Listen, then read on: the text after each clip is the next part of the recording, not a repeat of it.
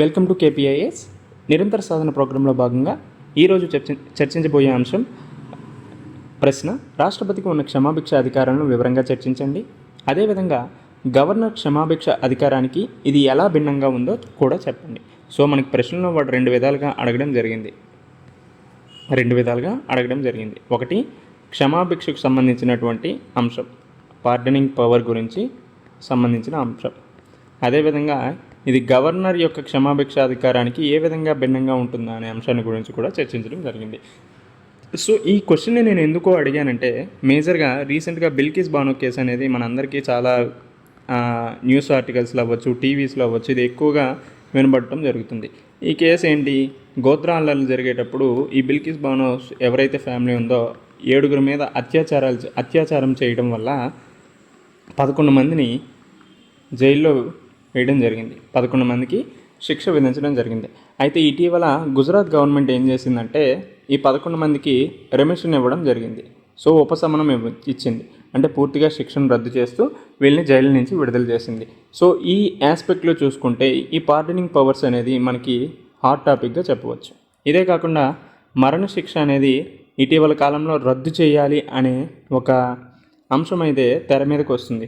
So దీన్ని base చేసుకున్న మనకి ఈ ప్రశ్న అనేది చాలా ఇంపార్టెంట్గా చెప్పుకోవచ్చు. సో ఇంతవరకు మనం ఒక సమాధానాన్ని రాసేటప్పుడు ఏ విధంగా చర్చించాలని 3 అంశాలు చెప్పుకున్నాం. సో అందులో భాగంగా ఫస్ట్ ఇంట్రో. సో ఈ క్షమాభిక్ష అధికారానికి సంబంధించినటువంటిది ఏ విధంగా మనం ఒక పరిచయాన్ని మొదలు పెట్టచ్చు అంటే, ఫస్ట్ క్షమాభిక్ష అంటే ఏంటి అని చెప్పచ్చు. క్షమాభిక్ష అంటే ఏంటని చెప్పచ్చు, లేదంటే ఆర్టికల్ ఆధారంగా అయినా చెప్పచ్చు, లేదంటే రీసెంట్గా వచ్చిన కేసుని ఇంటర్లింక్ చేసుకొని అయినా మనం మాట్లాడచ్చు, రైట్? సో ఇప్పుడు క్షమాభిక్ష అంటే ఏంటి అని చెప్పండి. క్షమాభిక్ష అనేది దయతో కూడినటువంటి ఒక చర్య. ఇప్పుడు ఎవరైనా తప్పు చేసామనుకోండి, సో క్షమించి వదిలేయండి అంటాం చూడు. సో ఆ విధమైనటువంటి అధికారమే ఈ క్షమాభిక్ష అధికారం. ఇది చట్టాలు అమలుకు అప్పగించిన అధికారం నుండి మనకి కొనసాగుతూ వస్తుంది. సో ఇందులో మేజర్గా ఏముంటుందంటే, క్షమాభిక్ష పొందిన వ్యక్తి అతడు చేసిన నేరానికి చట్టం విధించే శిక్ష ఏదైతే ఉంటుందో దాని నుంచి మినహాయింపు వస్తుంది. దాన్నే ఏమంటారు, క్షమాభిక్ష అని అంటారు. సో అదేవిధంగా మనకి క్షమాభిక్షకు సంబంధించినటువంటి అంశం దేంట్లో ఉంది, రాష్ట్రపతి అయితే ఆర్టికల్ 72లో ఉంది.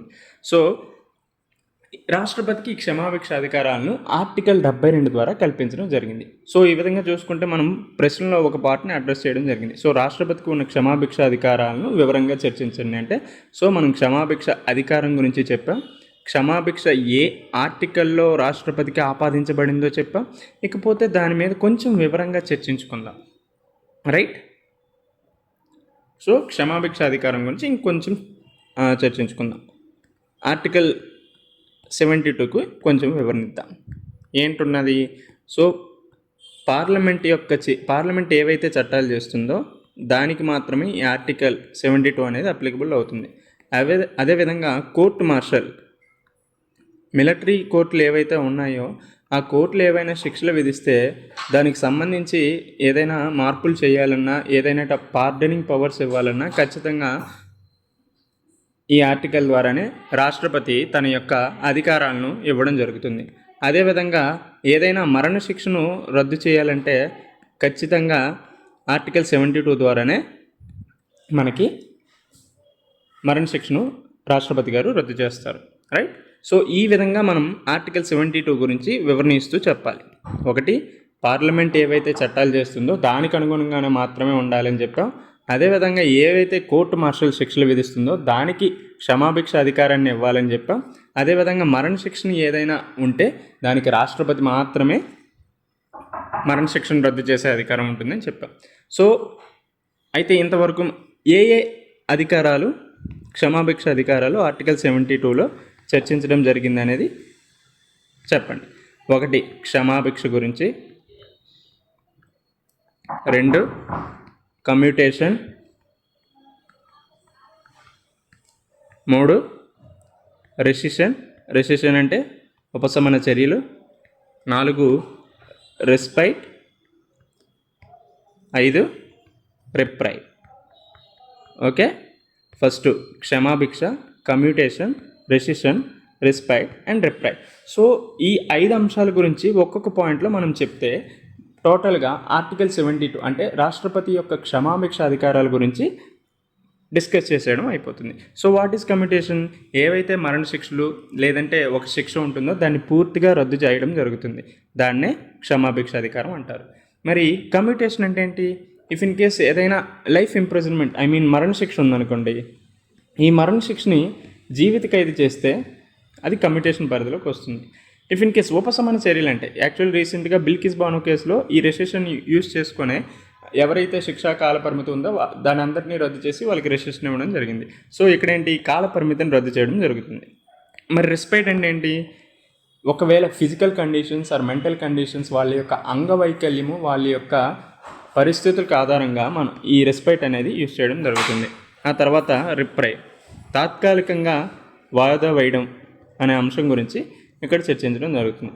ఇఫ్ ఇన్ కేస్ ఏదైనా మరణశిక్షను వేశారనుకోండి, ఈ మరణశిక్షకు సంబంధించి దాన్ని తాత్కాలికంగా వాయిదా వేస్తే ఆ అంశాల గురించి ఇక్కడ చర్చించడం జరుగుతుంది. సో ఈ విధంగా మనం ఆర్టికల్ 72 రాష్ట్రపతి యొక్క క్షమాభిక్ష అధికారాల గురించి చర్చించడం జరుగుతుంది. సో ఏం చెప్పుకున్నాం? సో క్షమాభిక్ష అంటే ఏంటి చెప్పాం. సో రాష్ట్రపతికి ఆర్టికల్ 72 ద్వారా ఈ పార్డనింగ్ పవర్స్ ఉంటాయని చెప్పాం. ఏ రకాల పార్డనింగ్ పవర్స్ ఉంటాయి అనేది కూడా డిస్కస్ చేసాం. ఈ విధంగా డిస్కస్ చేస్తే క్వశ్చన్ ఫస్ట్ పార్ట్లో ఏదైతే అడిగాడో దాన్ని అందరినీ అడ్రస్ చేయడం జరిగింది. అయితే ఇకపోతే ఇంకోటి ఏంటి, గవర్నర్ యొక్క క్షమాభిక్ష అధికారము రాష్ట్రపతి యొక్క క్షమాభిక్ష అధికారంతో పోలిస్తే ఏ విధమైనటువంటి డిఫరెన్సెస్ ఉన్నాయి అనేది మనం ఒక టేబుల్ రూపంలో చెప్పుకుంటే చాలా బాగుంటుంది. సో రాష్ట్రపతి, గవర్నర్ వీళ్ళ యొక్క క్షమాభిక్ష అధికారాలు ఏ విధంగా భిన్నంగా ఉంటాయి? సో ఒకటి, ఆర్టికల్ 72 ద్వారా ఈయనకి క్షమాభిక్ష అధికారాలు రాజ్యాంగం ద్వారా కల్పించబడ్డాయి. అలానే ఆర్టికల్ 161 ద్వారా క్షమాభిక్ష అధికారాలు గవర్నర్ ఆపాదించబడ్డాయి. అదేవిధంగా ఇఫ్ ఇన్ కేస్ ఏదైనా మరణశిక్ష వేయాలి అంటే, మరణశిక్షను రద్దు చేయాలంటే ఖచ్చితంగా రాష్ట్రపతి మాత్రమే ఈ రద్దును ఇది చేయగలరు తన యొక్క పార్డనింగ్ పవర్స్ని యూజ్ చేసి. బట్ గవర్నర్కి ఇటువంటి అధికారం లేదు. గవర్నర్కి ఒక్క మరణశిక్షను రద్దు కాకుండా మిగతా కమ్యూటేషన్, రెస్పెక్ట్, రిప్రైవ్ ఈ అంశాలన్నింటినీ పవర్స్ కూడా ఉన్నాయి.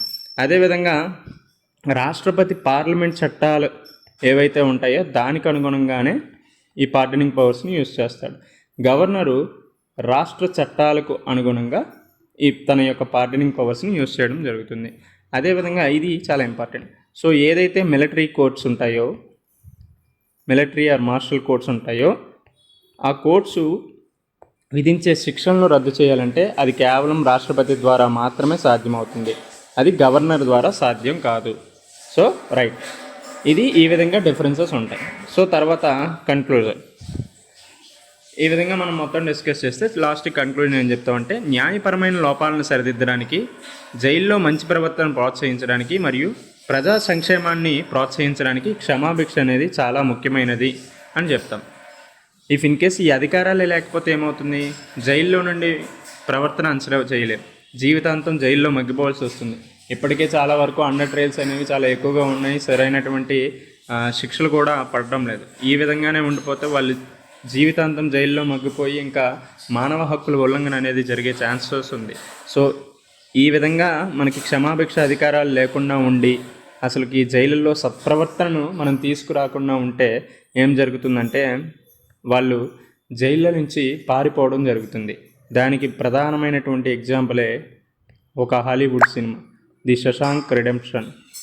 సో ఈ శశాంక్ రిడెంప్షన్ చూస్తే మనకు అర్థమవుతుంది జైల్లో యొక్క ప్రవర్తన ఎలా ఉండాలి, సో ఏ విధంగా క్షమాభిక్ష అధికారాలను కల్పించాలి అనే అన్ని అంశాల గురించి కూడా మనకు తెలుస్తుంది. సో ఈ విధంగా మనం క్షమాభిక్ష అధికారాల గురించి చర్చించుకోవచ్చు. రైట్, ఇది ఈరోజు వీడియోలో భాగం, ఇది ఈరోజు వీడియో.